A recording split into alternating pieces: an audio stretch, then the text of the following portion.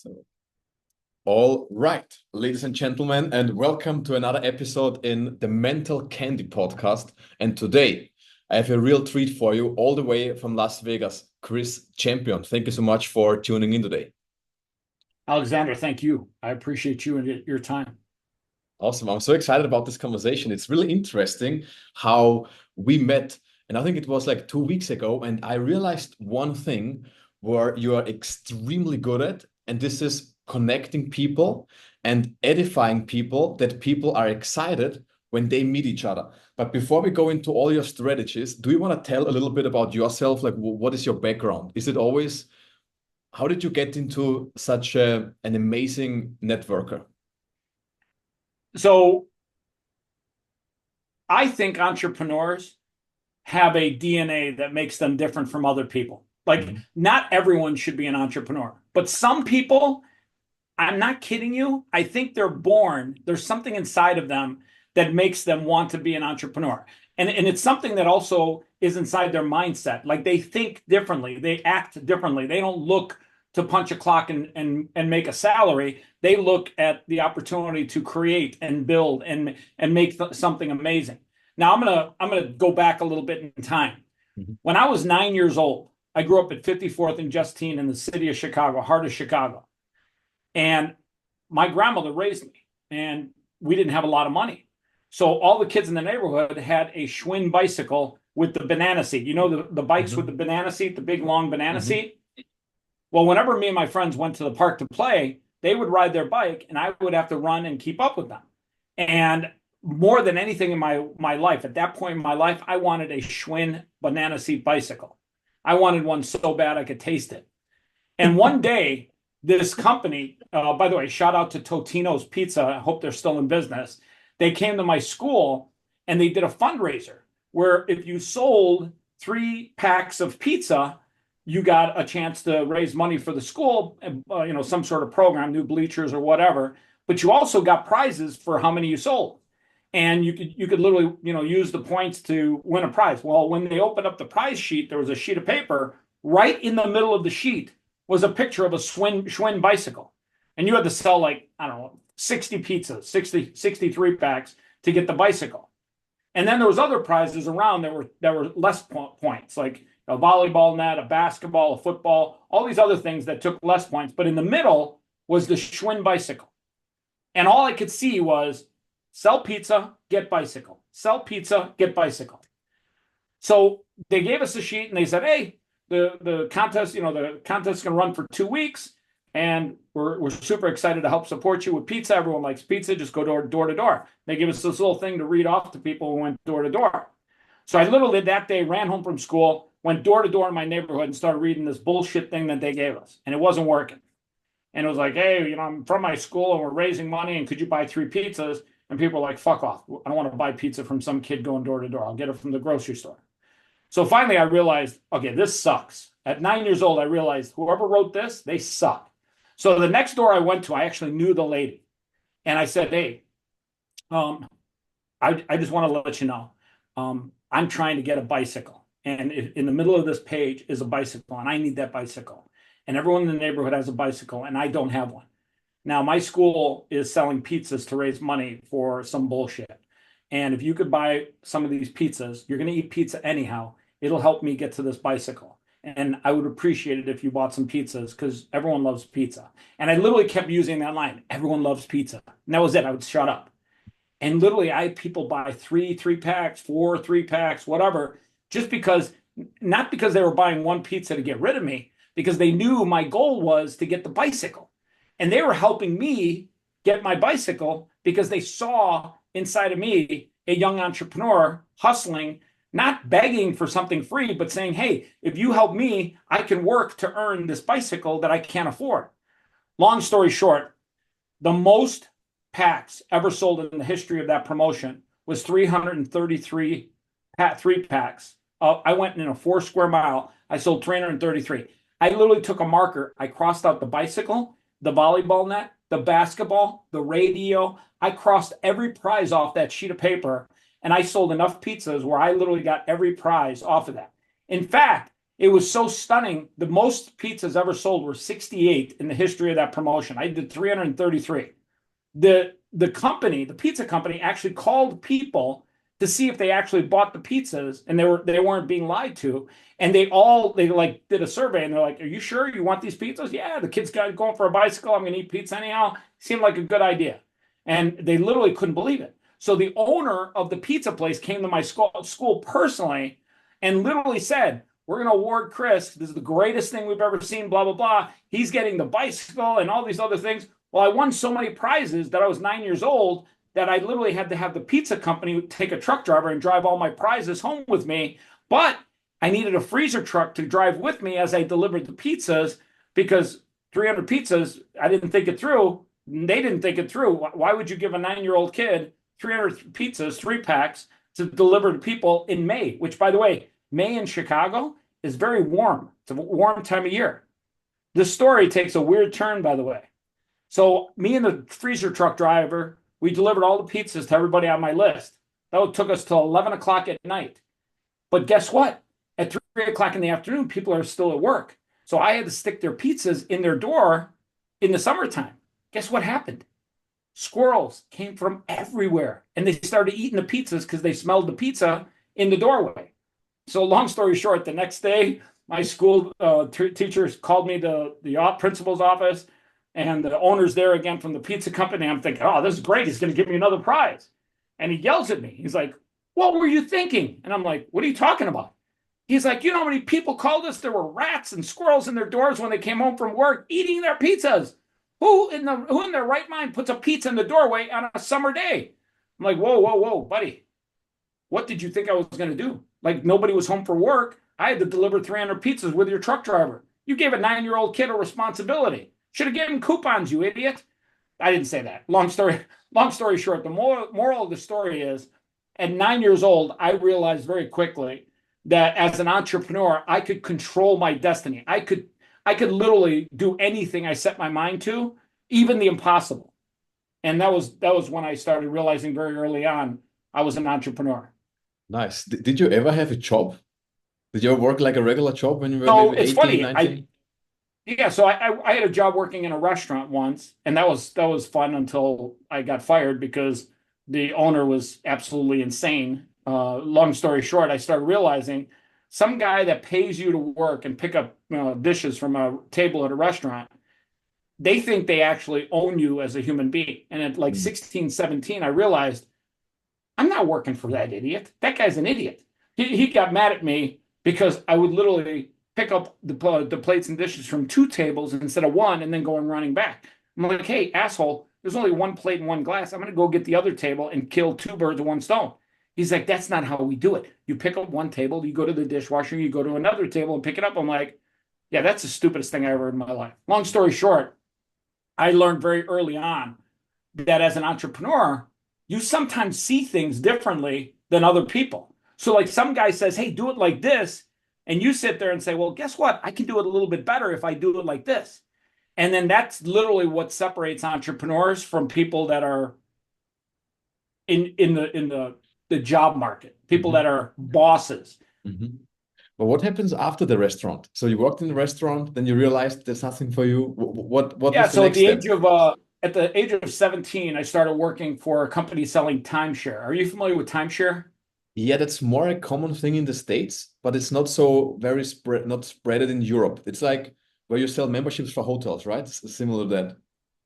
Kinda. You basically take a room inside of a hotel and you chop it up into 52 weeks. And I own a week, you own a week, and 50 Mhm. other people own a week. And then I can use that week at that hotel, or I could trade it for another week at a different hotel. And so I literally got this job and I thought to myself, "Oh, this is great. They're going to pay me and I can go travel to all these amazing places." So I thought it was great. And there's like 250 salespeople. So I'm 17 going on 18. My first month, I was third in sales out of 250. My second month, I was second in sales.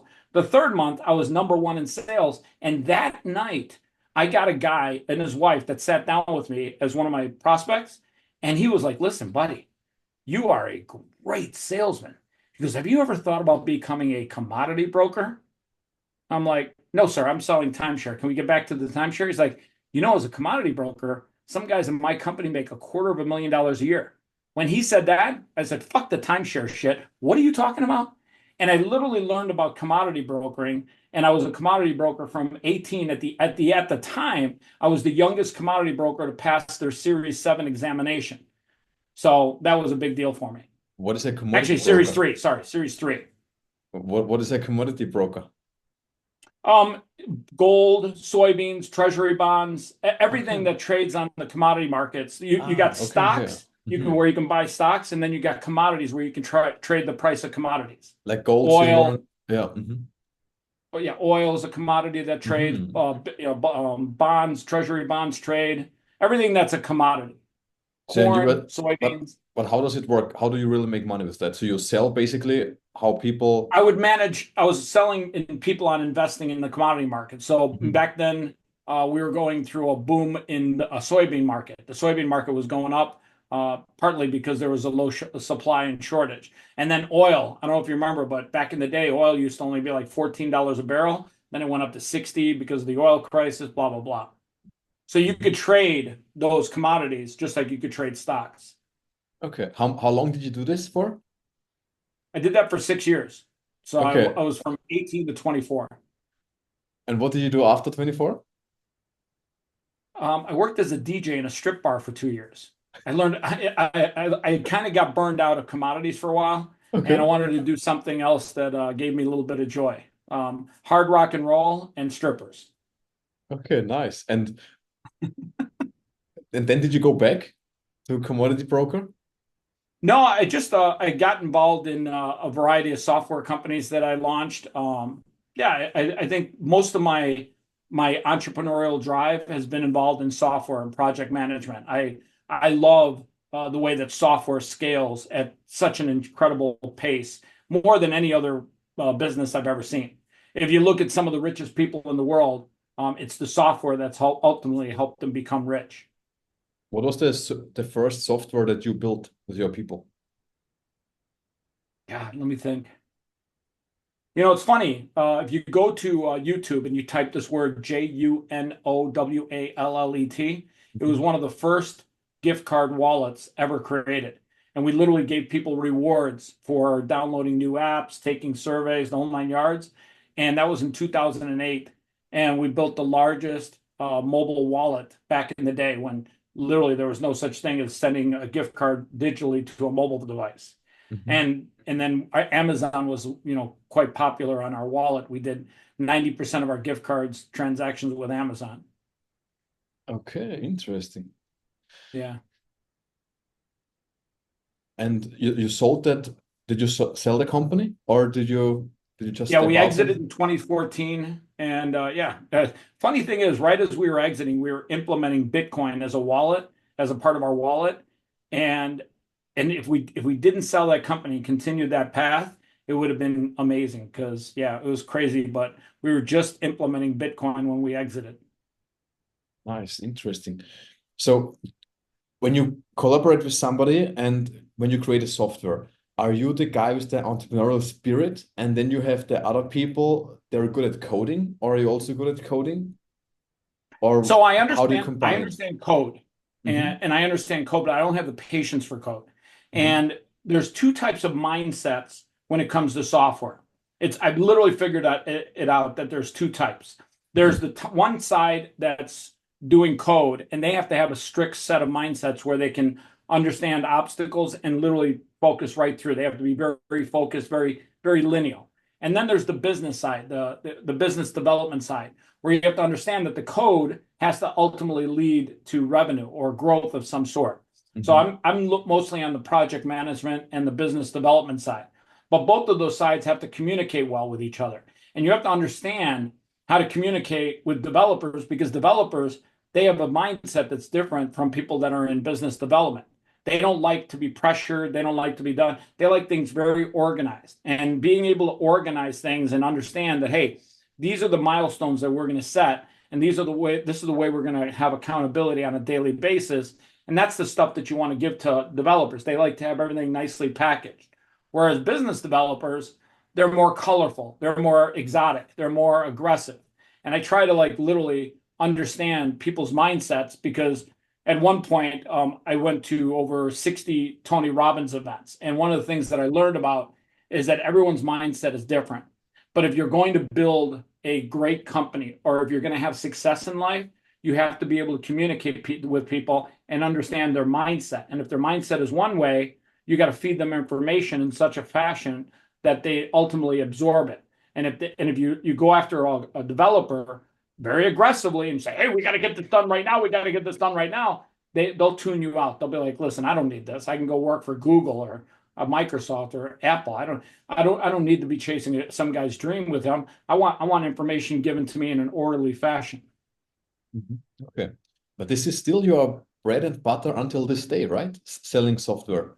It's funny. I actually don't consider it like my bread and butter. It's more of my passion. I actually love like what's going on in AI right now. I tell people all the time, AI right now is the most impressive thing I've seen in my lifetime, and I think everyone's seen in their lifetime. And everyone, the internet changed the world we live in. Crypto changed the world that we live in. I'm not kidding you. I think just like the internet and crypto changed the world we live in, AI is about to change the world we live in. And I hate to say this, but it's either going to change it for some people, small percentage, like 10%, in a good way that people that leverage it, and the other 90% I think are going to be affected negatively. And I fear for people that don't embrace what's happening in the AI space and get AI to work for you. Like the fact that you can get an AI, for lack of a better word, it's not the right word, but I'm sure there's a better word, where you can get an AI bot or entity to do work for you while you sleep. It's unbelievable the things that AI can do for you while you sleep. You can literally have so many man hours of work done just by machine learning. And I use the word machine learning, but machine learning and AI are basically the same word. But how can the average human that is listening to that podcast, how can they take advantage of AI? So here's what I would tell the average person. A lot of people are afraid of what they don't know. A lot of people were afraid of Bitcoin early on because they didn't know it. A lot of people were afraid of the internet. I don't know if you remember you can go look back. There's videos of people laughing. Oh, the internet. Oh, it's never going to take off. There's videos of people talking about how email is never going to take off. The things that you are afraid of when it comes to technology is because you just don't know. And that's the first step I would tell people is embrace that AI is here today. It is not going anywhere. It's here today, and it's growing at an exponential pace faster than any other technology in our lifetime. And it is literally growing at such a pace that AI is gobbling so much data that it is literally becoming, as of right now today, AI is smarter than every human being on the planet Earth today. Literally, one AI is smarter than every human being on planet Earth today. Think about that for a second. Its cumulative knowledge is smarter than every human being combined on the Earth today. And that's just one AI. And there's multiple AIs out there. I mean, it all started in November 2022 when ChatGPT came out, right? That was like the big wave. I mean, there was like before there as well, like Siri, that's also like kind of AI, what you have on the iPhone. But yeah, I mean, there was version like 10 over the last 10 years, there were like these little milestones for AI to be where it is today. And I think you're right. Like everyone refers to ChatGPT as the first AI moment. Actually, Siri and Alexa were kind of very rudimentary forms of machine learning. The word machine learning and AI, they're basically the same thing, but everyone's using the word AI today because it's cool. It's a science fiction word. It's fancy. Yeah. Yeah, exactly. I mean, people think of iRobot with Will Smith, and when they think of AI, which, by the way, we're not too far away from iRobot. How did you educate yourself about AI? How did you gather your knowledge from? So the first thing I would tell everyone is this. I started about a year ago, partly because I love science fiction movies. I started like just investigating AI and tools. And once I understood what AI does and what the tools that you can do with it, I started realizing, well, wait a second, I can get this thing to work automatically and I don't even have to be involved. And I started realizing there's certain things you can have AI do for you. So for example, I have an AI tool that literally has built the largest podcast database in the world. We literally have AI listen to every podcast. Last night, 634,000 podcasts. We took the audio file and we literally put it into an AI, which is called an LLM, large language machine learning. I know people call it something else, but that's what I call it. At the end of the day, and we take those and we transcribe the audio file into a text and put that into an AWS database. Now, if I had to hire some people to do that and listen to the podcast and go, okay, let me type this word and put it into a database and organize it into 30 different searchable categories, that would take 40,000 people a week's time to do what the AI did last night. Think about that. That's insane. Like, I literally have a piece of equipment, not even equipment, like, even though there is hardware involved, I have software. I have software that has machine learning, listening to a podcast and taking the words and putting it into a text format, so transcribing audio to text, putting that into an AWS database that is searchable. And it's the largest, literally in 16 weeks, it's the largest database of podcast data, searchable database in the world. Like, think about that. 40,000 human bodies were not needed to do what that piece of code did. And by the way, when I say piece of code, it's not one line of code, it's massive amounts of code. It's an AI, it's artificial intelligence. And it basically, it consumes a ton of data and a ton of energy, electric energy. But this is completely insane. When you told me this, when you showed me that, and this is, by the way, how we got to know each other, because you sent me an email with your tool. And did I really? Did I really send it to you? Your AI tool sent me, and that was so interesting because you really, if you would listen to that one episode and the reply that you gave me that was so specific to that episode, it was completely insane. That's so interesting. I really had the feeling that you would listen to that stuff. And then you appreciate what I taught in the episode. And then you say, hey, look, we can talk about a lot of things, and then you introduced yourself basically as a guest in my podcast. And this is the proof that it works, because otherwise we wouldn't sit here today. And this is so interesting. Here's the funny thing. Yeah. So that was you 2 weeks ago. And in the meantime, I've introduced you to a guy, John, who is the same way that I met him. Yeah. And then there's I just introduced you to a guy named Ishmaeli, another guy I met through that. So it's funny, if you can get AI to create high value introductions into your life that you do podcasts with, you accomplish 3 things. 1, you get more exposure for your personal brand. 2, you meet high value individuals. And 3, you expand your brand's content, your content, into what's called evergreen content, because each podcast you do today, that podcast is going to be up there for people to listen to and view a year from now, 2 years from now, 3 years from now, 4 years from now, 5 years from now. That content is evergreen. It stays forever. Absolutely. And this is so interesting. And what I also want to talk about is you're launching a book very soon, right? And the book is called Faith Matters. When did you come up with the idea to write a book? So it's interesting. As you get a little older, I turned 58. Shocking. Yes, I know. I don't look at it. I get it. I don't look 58. As you start looking back in your life, you start realizing, I got to leave something behind. Like, I'm going to exit. We all exit. It's just, I'm okay with that part. But I said, I got to leave something behind. And I started realizing some of my friends have written books, and I've seen how it's helped them leave something behind. But more importantly, it's helped make their brand, their personal brand, more known. People start to know them as, oh, by the way, he's an expert in that thing because he wrote a book on it. And that book literally elevates your personal brand.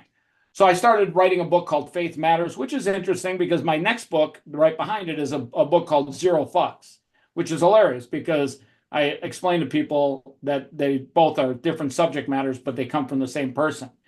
But I started realizing one of the things that my life has been beneficial from is my faith in God. And I started looking around in the world we live in today.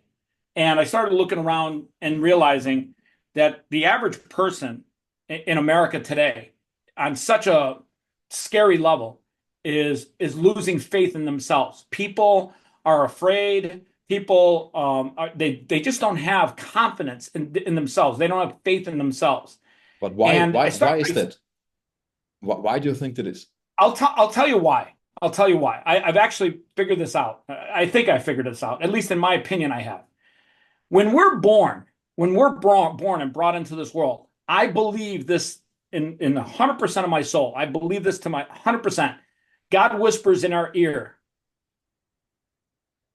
greatness is your destiny, my child. And God whispers in our ear, he brings us into this world, and he whispers in our ear that greatness is our destiny. He whispers that in our ear. When we're born and we're growing up, there's nothing we can't do. What we believe we can fly one day. We believe we can run faster than any man humanly possible. When you speak to little children, there's nothing that they can't do. Their mindset and their belief is that they can be the greatest thing that ever lived.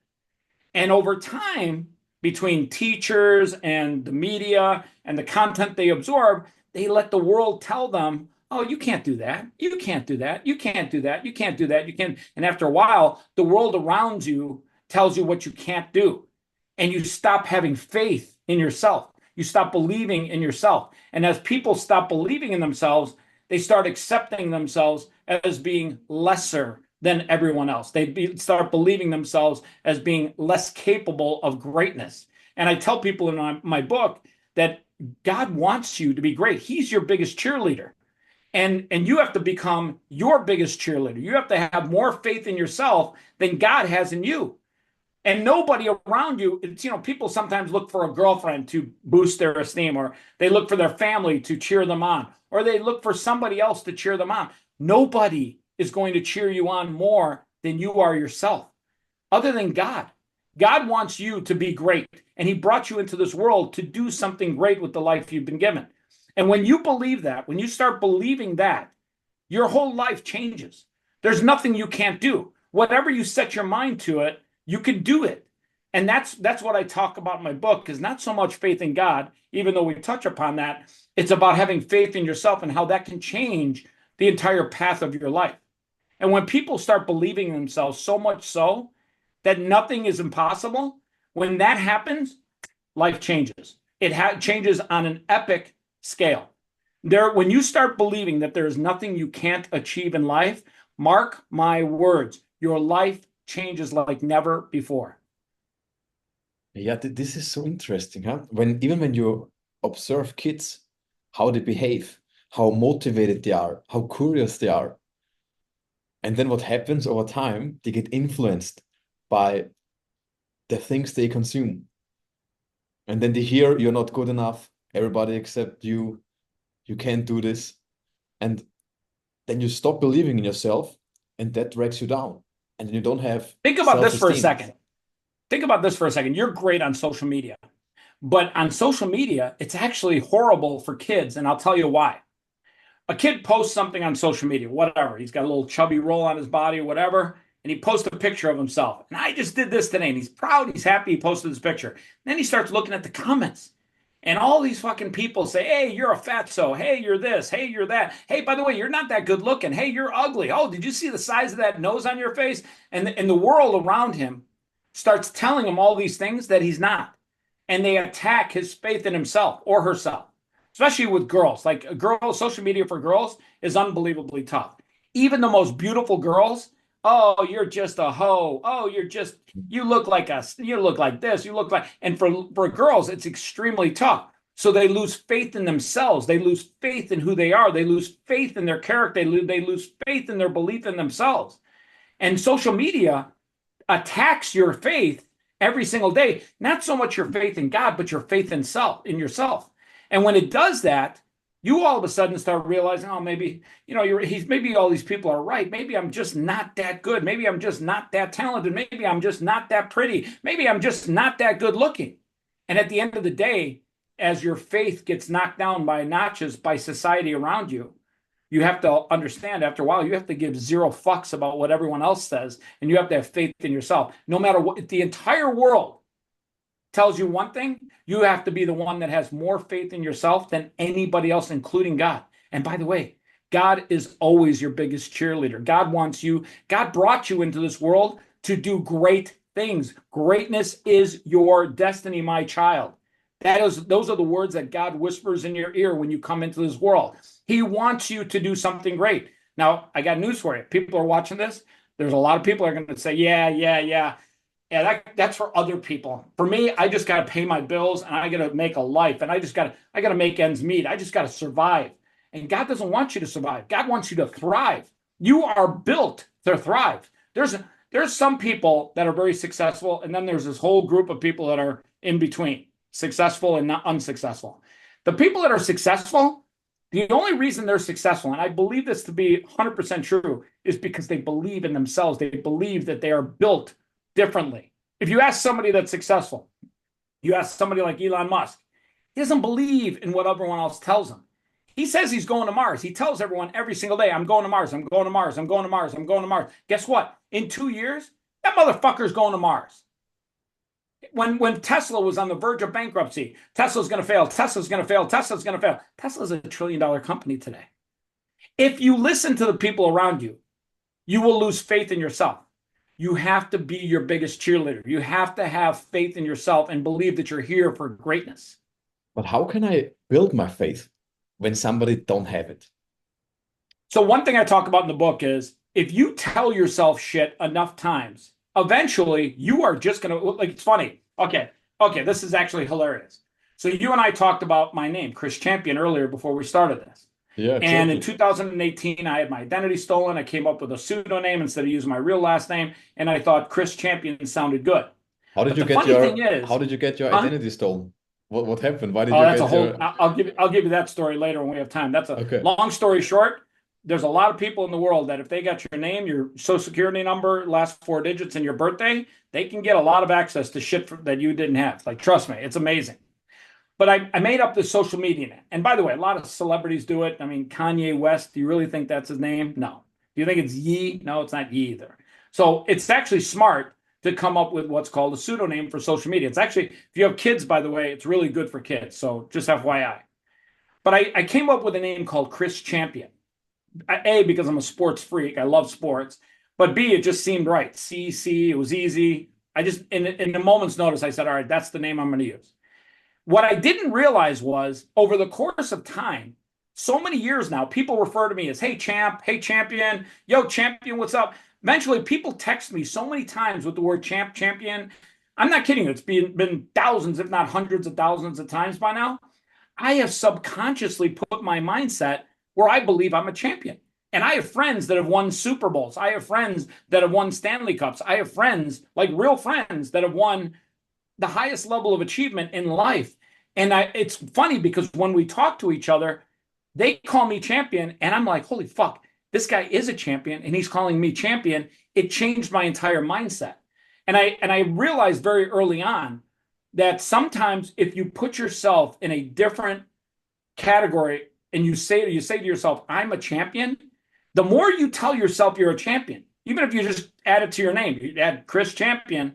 Every time I introduce myself, hi, my name's Chris Champion. Hey, I do that 1,000,000 times. Eventually, in my mind, I'm a champion.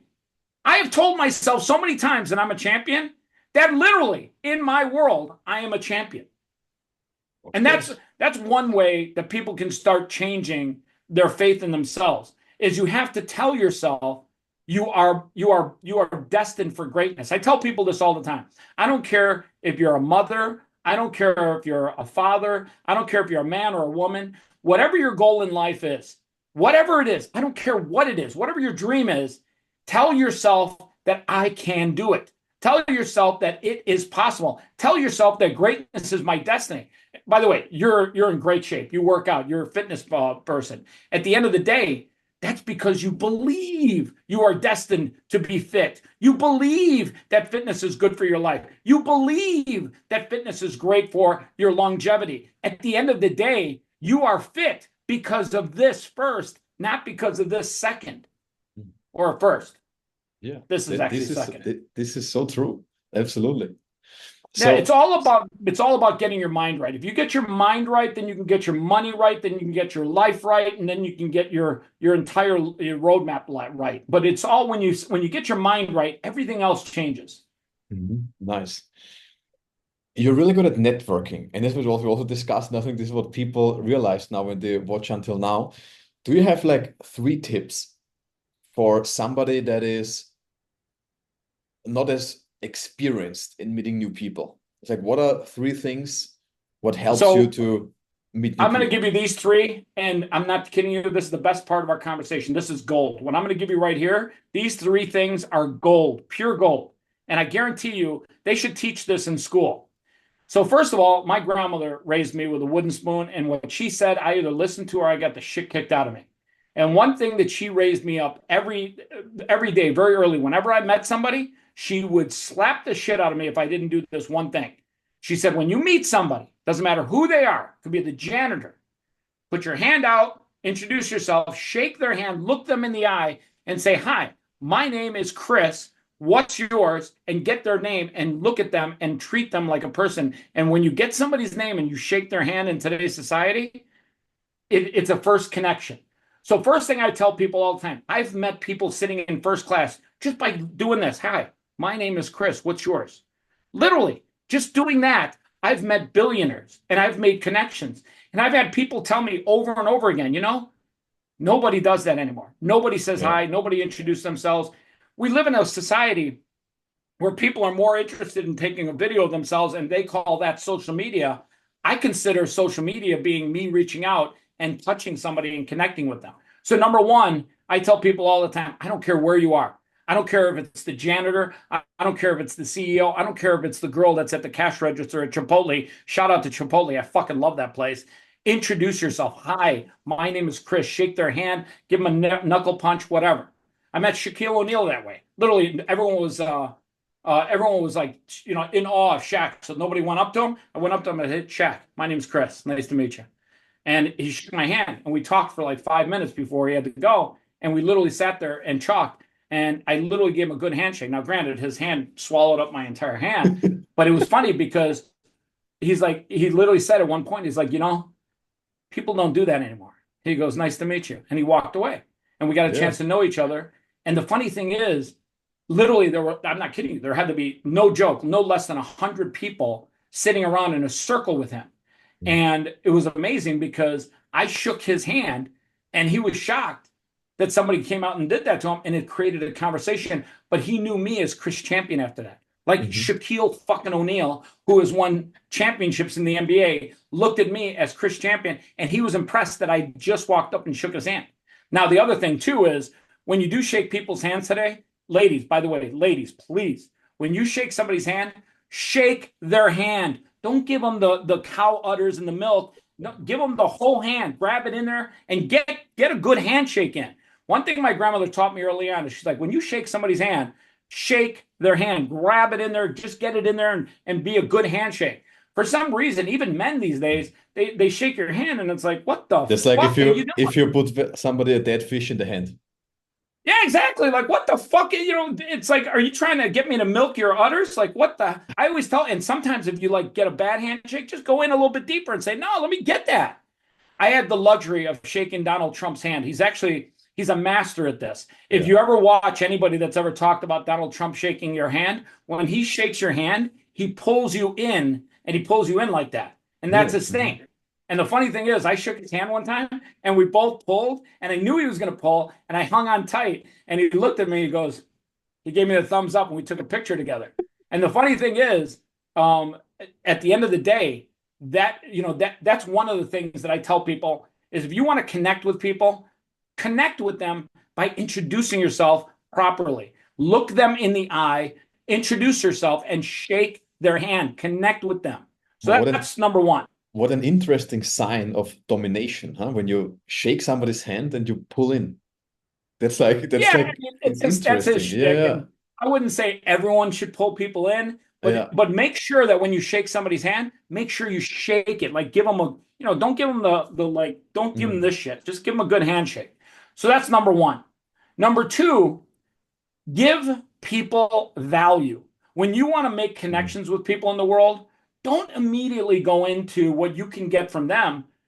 Say, hey, how can I help you level up? Not Nobody wants to be helped up the entire ladder of success. People want to be leveled up one step at a time, maybe even just one step. If you can help somebody get a little bit higher to their success in life, whether it's physically successful or financially successful or just successful in life, if you can help somebody, great, offer them that first. But don't be first to try and take. We live in a time where everyone wants connections so that they can take, get. Learn to give. And if you give, eventually people are going to be like, oh, this is amazing. Like, this guy is great. I want to give this guy. People go out of their way to give you something back down the road. And that's the one thing I tell people is whenever you give somebody something, it's like planting a seed. And you don't see something right away. But over years, that seed grows into a relationship. It grows into a connection.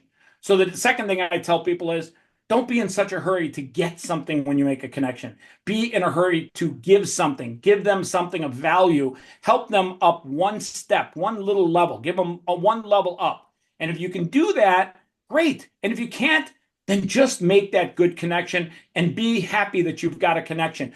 Don't be in such a hurry to suck the life out of that new connection. And then the third most important thing I tell people all the time about making connections is you go to an event. I don't care. It's a networking event and you meet there's like 100 people in the room.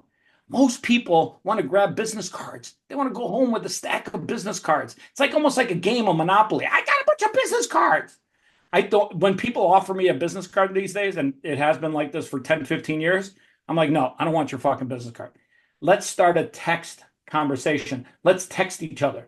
And immediately I learned that text communicating is the best form of communication right now out there, because when I send somebody a text message, number one, they get it. Number two, most people open and read their text messages in the first 3 minutes of getting it. And number three, the most important thing is when I have their text number, I don't need their business card. I've got the best way to communicate to them. If I send somebody an email, they never respond because they get so many fucking insane emails. But if they get my text message, I get a communication. I can communicate to them. And I always tell people, don't be in a hurry to get 100 business cards. In fact, you know what? When somebody offers you one, say, I don't want that fucking piece of paper. Save it for somebody else. Let's you and I start a dialogue via text. And when you do that, you build a real connection. Why? Because you can communicate to that person in real time. Nice. This is absolutely amazing. So how can people reach out to you? How can people find you? Well, one way they can do that is they can talk to my dog, Gracie. She's in charge of all new connections. She just came up. She's like, hey, is it possible I can get in on this interview? No, just kidding. I'm on social media. If you find me on X, which is Elon Musk's platform, my profile name is I am Chris Champion. It's real simple. I, the letter M, Chris Champion. We also put the link of your socials below that episode, so everybody that wants to reach out, they have definitely the options to do that. Chris, that was absolutely amazing, and there was so much value in that episode. I really appreciate it about all the knowledge. You're very good at telling a story. I think everybody that's listening has the story with the pizza in the mind. Well, I'll be honest with you. Just so you know, they stopped doing that whole pizza promotion right after that. They learned very quickly putting pizzas on a warm summer day in the doorway attracts a lot of city rats in Chicago. And we don't need that. And by the way, who in their right mind gives a 9-year-old kid the task of delivering 303 packs of pizza? That's the worst management idea I've ever heard in my life. Absolutely, absolutely. I mean, I'm running around with the truck driver going door to door delivering pizzas all day. And the guy and him and I worked till 11 o'clock. The crazy thing is I delivered all those pizzas. So we worked from 3 o'clock till 11 o'clock at night delivering those pizzas. Nice. So what if people want to have the same software, for example, what you use for the podcast? Is it also for people to buy, or is it just for you? Yeah, so we have a managed service. We literally let people hire a person inside our company to manage this for them. We literally use your email address. So literally, we're setting you up, right? Let's just use you as a first person example. Sure. So literally, we're going to take your email address, hook it into, so we have multiple AI tools. So the one AI tool every night listens to podcasts and transcribes it into a database. So that's one AI tool, totally different. Then we have another AI tool that takes keywords that you give me and says, hey, out of those 600,000 new podcasts, find me the ones that are talking about these keyword subject matters.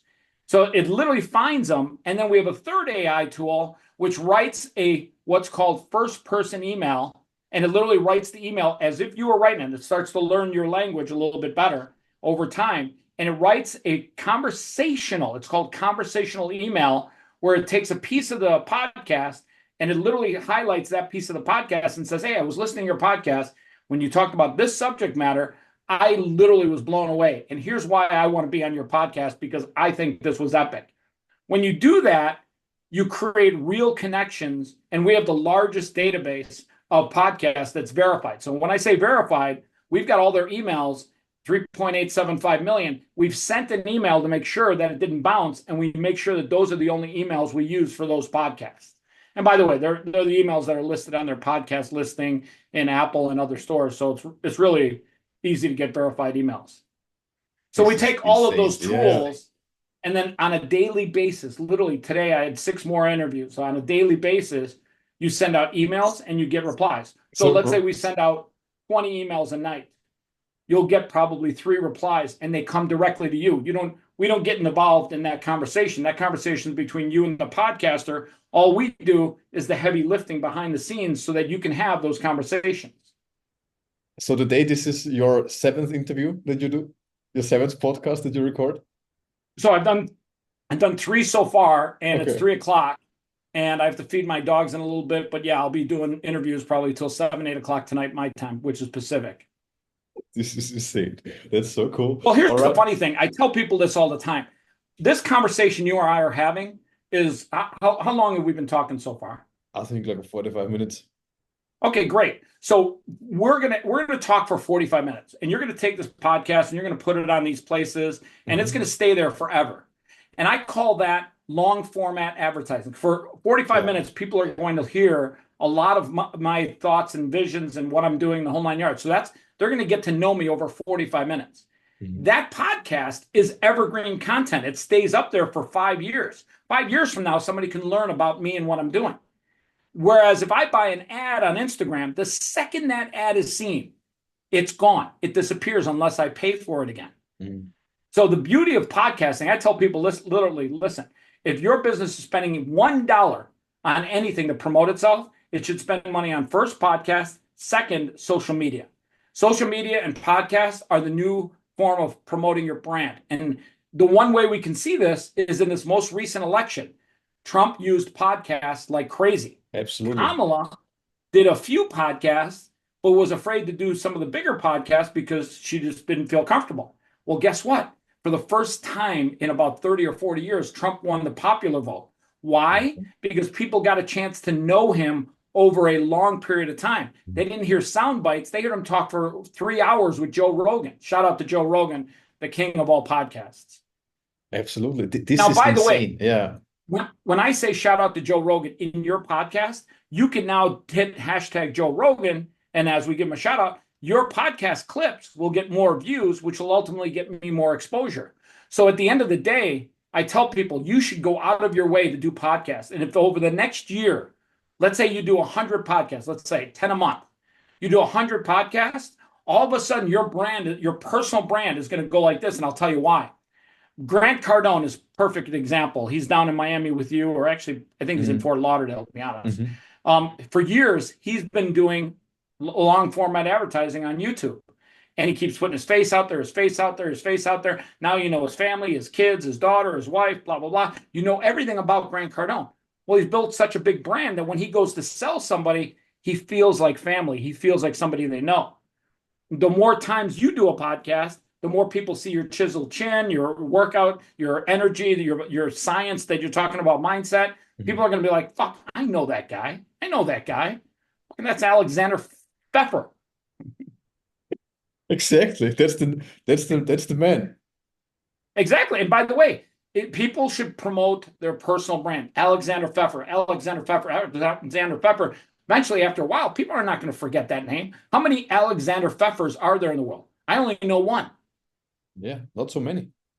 Yeah. So at the end of the day, I tell people this all the time. I literally tell them, you have got to get AI to work for you.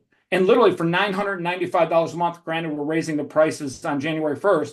For $995 a month, you can have an AI work like a team of 40,000 people and literally constantly give you only the meat, not the bones. Like, for example, the getting of somebody to reply to that email and send you an email saying, yeah, I really like to get you on my podcast. That's all you want. You don't give a fuck about sending out the emails. You don't give a fuck about writing the emails. You don't give a fuck about researching 500,000 podcasts to find the ones that are in your niche. You just want to get to the meat of the matter. You just want to talk to the podcast host about booking you on their next podcast. That's all. And if you think about it, the only time you and I really talked, because you thought you were talking to me, but those emails were from an AI. The first time you and I talked is when we actually talked. When you texted me and then we talked. That's the meat of the matter. And that's what's most important. And that's what I tell people is you got to get AI to work for you. And you got to get it to work for you while you're sleeping. When you're sleeping, you got to get AI to do man hours of work, lots of man hours. Yeah, this is so interesting. So if somebody is interested in that, they should just message you directly, click on the link what you find below in the episode, and then you can directly talk to you.